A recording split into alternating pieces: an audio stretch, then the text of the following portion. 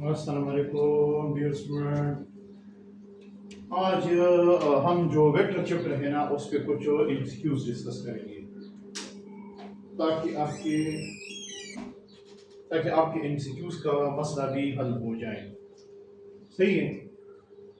और ये ज़रूरी नहीं है कि जो जिस टीचर से आप पढ़ते हैं या यूट्यूब पे आप कुछ चीज़ें पढ़ते हैं या एकेडमी में पढ़ते हैं और वही एमसीक्यूज आ जाए। ये जस्ट फॉर प्रैक्टिस होते हैं। एमसीक्यूज तो कहीं से भी आ सकते हैं, तो प्रैक्टिस तो आप कहीं से भी कर सकते हैं, लेकिन आपका अगर टॉपिक पे सही ग्रिप है तो फिर आपसे एमसीक्यूज गलत नहीं हो सकते। तो जो लेक्चर मैंने दिए हैं उसी लेक्चर के मुताबिक मैं आज आपको कुछ एमसीक्यूज करवाता हूँ। सही है। तो पहला स्टार्ट लेते हैं, बिस्मिल्लाह करते हैं। हमारा जो पहला क्वेश्चन है वो ये है कि if 20 Newton force acts along y axis then its x component is what। ये तो क्लियर है, ये तो बिल्कुल कि एक बॉडी पे फोर्स है और कितना है 20 न्यूटन है और वो फोर्स किस डायरेक्शन में है, along y एक्सिस है। तो इस फोर्स का x कंपोनेंट कितना होगा। जाहिर बात है ये जो 20 न्यूटन है ये तो पूरा का पूरा y डायरेक्शन में लग रहा है, x डायरेक्शन में तो ये नहीं लग रहा। तो इसका x कंपोनेंट कितना होगा, 0 होगा। डेफिनेटली इसका x कंपोनेंट कितना होगा, तो इसका जो x कंपोनेंट होगा वो 0 होगा। तो अगर आपके पास एक फोर्स है वो आपके पास एक्ट करता है along y axis, तो इसका जो fx होगा, the fx component of this force will be 0 and here the f, the resultant vector will be equal to what, fy, ये s के बराबर होगा। लेकिन ये तब जब आपके पास एक वेक्टर प्योरली along या x या y एक्ट करते हैं। यहाँ पर तो जो वेक्टर है वो प्योरली along y एक्ट करते हैं, तो इसका x कंपोनेंट 0 होगा। A force of 10 Newton makes an angle of 30 degree with the y-axis. The magnitude of x component, एक फोर्स है और वो आपके पास एंगल बनाता है, कितना मैग्नीट्यूड है 10 न्यूटन, और एंगल बनाते हैं y एक्सिस के साथ। The magnitude of x component, तो इसके x कंपोनेंट का मैग्नीट्यूड कितना होगा। यहाँ पर टेक्निकल पार्ट है। जो फोर्स गिवन है वो एंगल किसके साथ बनाते हैं, y एक्सिस के साथ। तो अब यहाँ पर जो आप फार्मूला यूज करेंगे, आपको मैंने बताया था लेक्चर में, अगर एंगल fx के साथ है, x एक्सिस के साथ है, तो फिर fx बराबर होगा f cos थीटा के बराबर होगा और fy बराबर हो गया f sin थीटा। लेकिन यहाँ पर तो एंगल y एक्सिस के साथ है, तो जो x कंपोनेंट होगा वो किसके बराबर होगा, fx इज इक्वल टू, और क्या मान लिया x, fx बराबर होगा f sin थीटा के बराबर होगा। ये f कितना है, ये 10 है और sin 30 किसके बराबर है, इफ यू रिमेंबर sin 30 बराबर है किसके, 1/2 की। तो 10 और sin 30 की वैल्यू कितनी है, 1/2, तो कितना आ जाएगा, दैट इज व्हाट, 5 न्यूटन। तो देखते हैं इसमें yes A option. If two unit vector 3i and 4j added, then the magnitude of their resultant। अगर आपके पास दो यूनिट वेक्टर है, एक 3i है दूसरा है 4j, अगर आप इनको ऐड करते हैं तो इसके जो रिजल्टेंट होगा उसका मैग्नीट्यूड कितना होगा।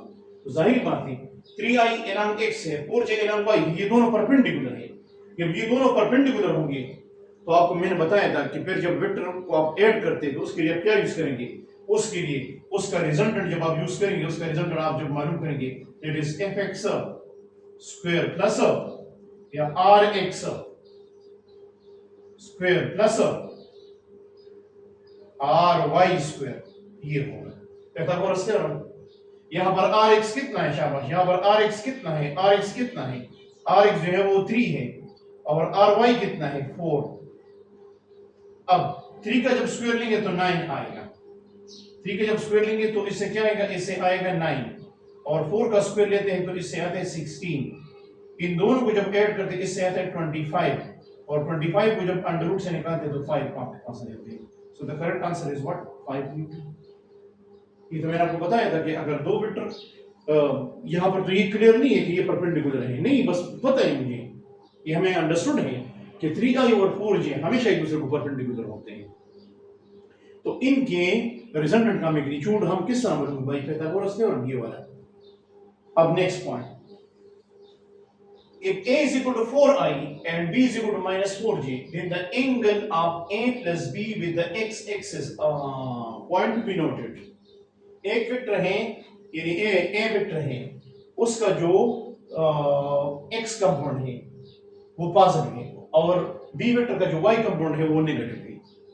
तो a plus b मींस कि जो रिजल्टेंट वेक्टर होगा वो एक्सिस के साथ कितना, a plus b का मतलब ये है रिजल्टेंट, a और b को जब ऐड करते हैं तो उससे जो वेक्टर आते हैं रिजल्टेंट वेक्टर, तो वो एक्सिस के साथ कितना एंगल बनाएगा, पॉइंट टू बी नोटेड। इसका मतलब ये है कि इसका x कंपोनेंट पॉजिटिव है, y कंपोनेंट क्या है, नेगेटिव है। तो वही आप सोच रहे हैं कि ये जो रिजल्टेंट है a plus b ये कौन से क्वाड्रेंट में आता है। तो फर्स्ट क्वाड्रेंट में तो दोनों पॉजिटिव हैं, सेकंड क्वाड्रेंट में x नेगेटिव है और y जो है वो पॉजिटिव है, थर्ड क्वाड्रेंट में तो दोनों नेगेटिव है, लेकिन फोर्थ क्वाड्रेंट में x पॉजिटिव है और y क्या है, नेगेटिव है। तो ये जो रिजल्टेंट है a plus b it lies in the fourth quadrant, और फोर्थ क्वाड्रेंट में जब हम एंगल मालूम करते हैं with x axis theta is equal to शाबाश that is 360 minus tan inverse, यहां पर आपके पास क्या है, यानी y की वैल्यू कितनी है 4 और x की वैल्यू कितनी है वो भी 4 है, तो कितना आ जाएगा, that is 360 minus tan inverse 1, और tan इनवर्स 1 किसके बराबर है, 45। तो आपके पास आ जाएगा, अटेंशन प्लीज, 360 माइनस 45 और 360 माइनस 45 से आपके पास आ जाते हैं 315। This is the correct angle. ये बड़ा इंपॉर्टेंट क्वेश्चन है। Next point, two forces 10 Newton and 20 Newton acts on a body in a direction of 30 degree with the x-axis. The x component of Fr, ये resultant का ये तो दो forces हैं, एक का मैग्नीट्यूड 10 न्यूटन है, दूसरा क्या है 20 न्यूटन। तो the magnitude of x component resultant x component, तो आप लोगों ने तो पढ़ा था, हम इस फोर्स को भी रिजल्ट करेंगे, इसको भी रिजल्ट करेंगे, दोनों जो एंगल है वो 30 डिग्री बनाते हैं, तो फिर आपके पास जो Fr रिजल्टेंट ये बराबर होगा, तो ये बराबर होगा F1x प्लस F2x इसके बराबर। तो F1x बराबर है किसके, F1x ये बराबर है F1 cos, एंगल कितना है 30 डिग्री, और ये कितना है F2 cos 30 डिग्री। अब F1 कितना है, वो है 10 और cos 30 की वैल्यू क्या है, वो बराबर है that is what, multiply by 0.866 और प्लस F2 की वैल्यू क्या है, F2 वो है 20 और cos 30 मल्टीप्लाई बाय 0.866, ये पास इन दोनों को सिंपल ऐड करिए, 10 मल्टीप्लाई बाय 0.866 और 20 मल्टीप्लाई बाय 0.866, इन दोनों को सिंपल ऐड करिए, आपके पास आंसर आ जाएगा। तो 10 और 20 30 तकरीबन 30.8, यानी अगर आप इन दोनों को ऐड करें, ये तो हम मल्टीप्लाई करेंगे फिर उसके बाद ऐड करेंगे,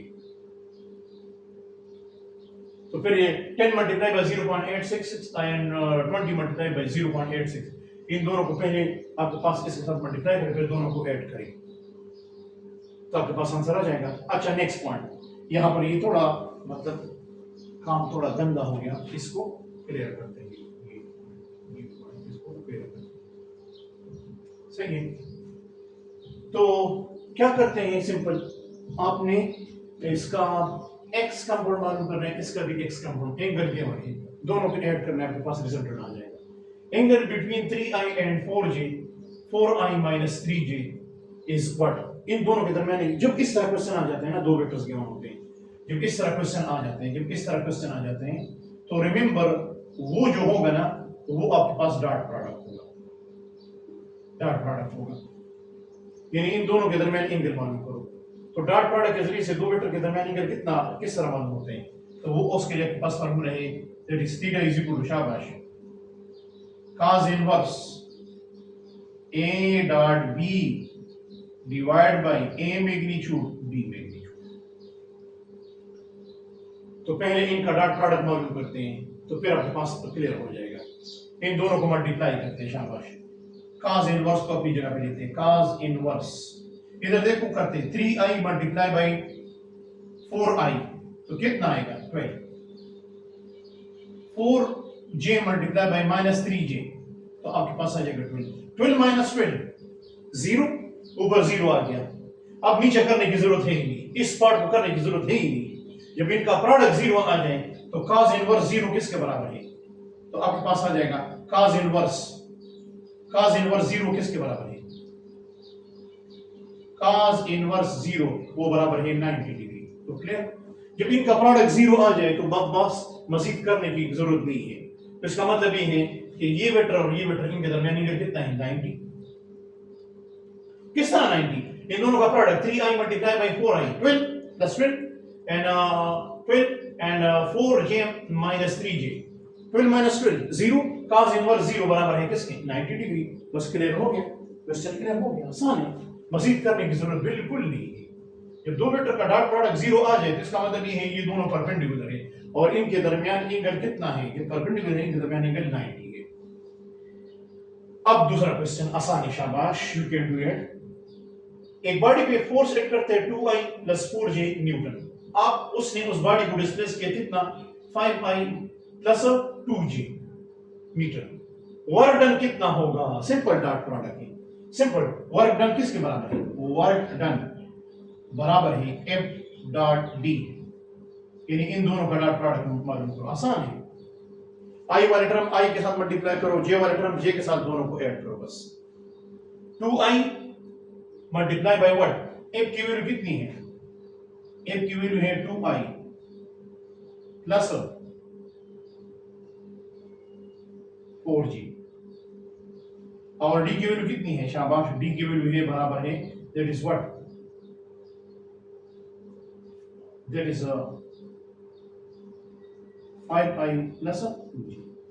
इन दोनों को मल्टीप्लाई करें, जब इन दोनों को आप मल्टीप्लाई करेंगे तो सिंपल है, 2i मल्टीप्लाई बाय 5j कितना आएगा 10, फिर 4j मल्टीप्लाई बाय 2 इससे आएगा 8, इससे सिंपल आपके पास 8 आएगा। तो आपके पास जो आंसर आएगा, तो 2i multiply by 5j 5i that is 10, 4j multiply by 2j 8, तो कितना आएगा, ये 10 प्लस 8 कितना आएगा, शाबाश 18 जाओ, सिंपल। i वाले टर्म i के साथ, j वाले टर्म j के साथ मल्टीप्लाई करो, सिंपल, दोनों को ऐड करो, इन दोनों का सिंपल डॉट प्रोडक्ट निकालना है, तो आपके पास आंसर क्या आ जाएगा, आपके पास आंसर बिल्कुल आ जाएगा, आसान है बिल्कुल, इतना लंबा चौड़ा प्रोग्रेशन नहीं है इसकी, you can do it. Projection of A on B, A का प्रोजेक्शन B पे कितना होगा, projection of A vector on B। मैंने आपको एक ट्रिक बताया था लेक्चर के दौरान, मैंने आपको एक ट्रिक बताया था कि जब हम जिस वेक्टर का प्रोजेक्शन मालूम करते हैं, सही है, तो वो बराबर होगा, फॉर एग्जांपल यहां पर मैं किसका projection of A on B, यानी मुझे चाहिए A cos theta, this is the projection of A along what B, तो मुझे ये चाहिए। तो जब मैं प्रोजेक्शन मालूम करूंगा, जिस वेक्टर का मैं प्रोजेक्शन मालूम करूंगा, जिस वेक्टर का मैं प्रोजेक्शन मालूम करूंगा, तो वो जब मैं राइट साइड बैठूंगा तो वो यूनिट वेक्टर के वो वेक्टर फॉर्म में होगा, और जिसका मैं मालूम नहीं करना चाहता वो यूनिट वेक्टर के फॉर्म में होगा। लाइक मैं आपको ये क्लियर करना चाहता हूं कि अगर मैं मालूम करूं A dot B is equal to A B cos theta, अब मुझे A का प्रोजेक्शन चाहिए, यानी मुझे A cos थीटा चाहिए, तो B को मैं इधर शिफ्ट करूंगा, जब B इधर आ जाएगा तो डिवाइड हो जाएगा A dot B and divide by B magnitude, और इधर आ जाएगा A cos थीटा। यहां पर ये A वेक्टर है और B वेक्टर है, B vector divide bye x magnitude, ये किसके बराबर है, ये तो A कैप के बराबर है। तो फिर आपके पास क्या आ जाएगा, अटेंशन प्लीज, फिर आपके पास क्या आ जाएगा, इसको मैं इस तरह लिख सकता हूं, ए वेक्टर को अपनी जगह पे लिखूंगा और A vector divide by its magnitude ये बराबर होगा बी यूनिट वेक्टर, तो आपके पास आ जाएगा ए cos थीटा। तो A vector multiply by what, B unit vector. This is the correct answer. Next point, the magnitude of the dot product and cross product of two vectors, question number 9, are 6 into 3 under root and 6 respectively. The angle between A and B is what? तो इस question को solve करने का ये है कि आपके पास cross product का मैग्नीट्यूड भी है। ये आपके बुक का असल में एक छोटा सा न्यूमेरिकल है, तो इसका ये है, that is what, cross product भी ज्ञान है और डॉट प्रोडक्ट भी। Theta is equal to tan inverse magnitude of cross product divided by what, magnitude of what, dot product। ये दोनों के हमारे ए क्रॉस बी का मैग्नीट्यूड कितना है, the magnitude of dot product and cross product. Dot product जो है वो 6 into 3 under root है, 6 into 3 under root है, यानी डॉट प्रोडक्ट किसके बराबर है और क्रॉस प्रोडक्ट किसके बराबर है, वो 6 के बराबर है। तो आप यहां पर पुट करें, शाबाश, theta is equal to tangent inverse A cross B. A cross B किसके बराबर है, 6, और ए डॉट बी किसके बराबर है, 6 into 3 under root। ये खत्म हो जाएगा और आपके पास आ जाएगा टेंजेंट इनवर्स 1/3 under root। ये किसके बराबर है, ये आप चेक करें टेबल में, आई थिंक ये 60, tangent inverse 1/3 under root, I think ये 60 डिग्री के बराबर है। नेक्स्ट पॉइंट, बड़ा इंपॉर्टेंट क्वेश्चन है, if A cross B along y axis then a and b in, तो ये किस प्लेन में होंगे, यानी एक को आपने b से मल्टीप्लाई किया, जो रिजल्टेंट आ गया c, वो c किसके डायरेक्शन में, along y axis है। तो ये बताइए कि a और b कहां पर हैं, किस प्लेन में हैं। तो तीन चीजें हैं, x y z। अब देखो, जो a क्रॉस b से जो रिजल्ट आता है वो c है, वो तो along y एक्सिस है, एक तो चला गया, y एक्सिस तो चला गया, कौन रह गया, x and z रह गया। हम क्रॉस प्रोडक्ट में जो तीन वेक्टर्स की बात करते हैं ना, जब a के साथ b मल्टीप्लाई करते हैं उससे जो c आते हैं, तो ये c हमेशा a क्रॉस b को भी परपेंडिकुलर होगा, a को भी परपेंडिकुलर होगा, b को भी परपेंडिकुलर होगा। a क्रॉस b से क्या आएगा, जाहिर बात है एरिया आएगा, तो उस एरिया का डायरेक्शन क्या होगा, उस सरफेस एरिया को परपेंडिकुलर होगा। ये तो सिंपल सी बात है। तो अगर a क्रॉस b से रिजल्ट आ गया और वो along y एक्सिस है, तो इसका मतलब ये है कि जो a और b वेक्टर हैं, क्या वो yz प्लेन में है, no no no no no. क्या वो स्पेस में है, नो। तो क्या वो xz प्लेन में है, यस। a क्रॉस b तो along y है ना, तो बाकी जो दो वेक्टर्स है वो किस में होंगे, x और z में होंगे। So this is the what? This is the correct answer. Two vectors of equal magnitude, that is p. Angle between them is 60 degree. Magnitude of resultant कितना होगा, इसके लिए एक ट्रिक है। जब इक्वल वेक्टर हो और उनके दरमियान एंगल या 90 हो या 60 हो, तो फिर उसका रिजल्टेंट का मैग्नीट्यूड यहां पर तो आपके पास है 60 डिग्री है, तो उसके लिए आप वही पैरेललोग्राम यूज करेंगे, वही पैरेललोग्राम ला यूज करेंगे। इसके लिए इधर देखो, फिर इसके लिए आप वही पैरेललोग्राम ला यूज करेंगे। Question number what, question number क्या था, 11 था, 11 को देंगे, आप वही यूज करेंगे। क्वेश्चन नंबर 11 आप ये वाला यूज करेंगे, that is what, r is equal to a square plus b square plus 2ab cos 60। Angle तो क्या नहीं, यहां पर जो एक वेक्टर है वो p के बराबर है, एक को रिप्लेस करो p से, p square plus 2p square, और cos 90 cos 60 किसके बराबर है, वो बराबर है 1/2। तो ये इसके साथ कैंसिल हो जाएगा, तो आपके पास क्या आ जाएगा, that is 3p square under root, और p स्क्वायर को अंडर रूट से निकालो तो आपके पास क्या आएगा, 3 under root into p, direct आपने 3 अंडर रूट। अगर दो वेक्टर है उनके दरमियान एंगल 90 है तो 2 अंडर रूट p, p वो वेक्टर है जिसका मैग्नीट्यूड p के बराबर है, वो वेक्टर है जिसका मैग्नीट्यूड p के बराबर है। So 3 under root multiply by p। अगर इनके दरमियान एंगल 90 था तो 2 under root multiply by p या 2 under root multiply by a। Simple. तो आप इस क्वेश्चन को सिंपल, आप इसको इस तरह ना करें एग्जाम में, इस तरह ये लंबा कैलकुलेशन ना करें, बस आप इसको सिंपल क्या कर सकते हैं, इसको जब दो वेक्टर हो इक्वल मैग्नीट्यूड हो, उनके दरमियान एंगल 60 हो, तो उनका रिजल्टेंट हमेशा 3 under root multiply by that vector होगा। आसान सी बात है, ये आसान सी बात है। इसको आप रट्टा करते हैं, जो भी करते हैं, लेकिन इसका तरीका ये होता है। ये क्वेश्चन आप इस तरह सॉल्व करेंगे। दूसरा question, the dot product of 3 newton and 4 newton is 12 newton. The sum of these vector is what. दो वेक्टर्स को जब हमने डॉट प्रोडक्ट के जरिए से मल्टीप्लाई किया तो उनका रिजल्ट आ गया 12 न्यूटन। और वो दो वेक्टर कौन कौन से थे? 3 न्यूटन था, 4 न्यूटन था। लेकिन अगर हम इसको अब ऐड करेंगे तो इसका रिजल्ट क्या आएगा? इसका मतलब ये है कि जब हमने ए और बी को मल्टीप्लाई किया तो इसका रिजल्ट कितना आ गया? 12 न्यूटन आ गया। इसका मतलब ये है कि ये जो दो वेक्टर है ना, ये ए वेक्टर ये 3i है और बी वेक्टर वो भी है 4i है, दोनों पैरेलल वेक्टर हैं। तो अब इसका a प्लस बी कितना होगा? तो जाहिर बात है ये दोनों वेक्टर तो एलॉन्ग सेम डायरेक्शन है, तो अगर इनका डॉट प्रोडक्ट 12 न्यूटन है तो इनका सम किसके बराबर होगा? 3 प्लस 4 कितना आएगा? 7, because they are along the same direction, they are parallel vector. तो फिर इनका जो रिजल्ट आएगा वो कितना आएगा? That is 7। क्वेश्चन इस तरह चेंज भी कर सकते हैं। The dot product of A and B is -12 newton, यानी 3 न्यूटन और 4 न्यूटन का जो डॉट प्रोडक्ट है वो कितना आ गया? वो -12 आ गया।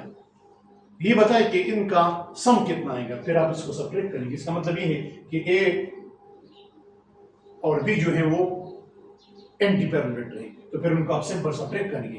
Point to be noted. तो ये था हमारे पास, ये सिंपल हमारे पास क्या था, ये कुछ आसान से क्वेश्चन थे। लेकिन आपको जो वेक्टर चैप्टर पे जो क्वेश्चन आएगा, रिमेंबर इसी टाइप के क्वेश्चन आपके पास आएंगे। डेटा थोड़ा चेंज होगा। फिर मैं इंशाल्लाह आपको प्रैक्टिस डिस्क्रिप्शन में आपको प्रैक्टिस टेस्ट भी दूंगा, तकरीबन 15 MCQs होंगे, फिर आप उस पर मजीद प्रैक्टिस कर सकते हैं। ये मेरे यूट्यूब चैनल का जो डिस्क्रिप्शन लिंक होगा उसमें वेक्टर चैप्टर से मजीद आपके पास तकरीबन 15 MCQs होंगे, उस पर आप प्रैक्टिस कर सकते हैं। उसमें अगर कोई क्वेश्चन हो तो मेरा जो व्हाट्सएप चैनल है वो है फिजिक्स स्क्वाड, उस पर आप या कमेंट्स में आप पूछ सकते हैं, कोई मसला हो तो आप पूछ सकते हैं। डायरेक्ट व्हाट्सएप का चैनल में जो नंबर है उस पर आप कॉल भी कर सकते हैं मुझे। So this is something for today.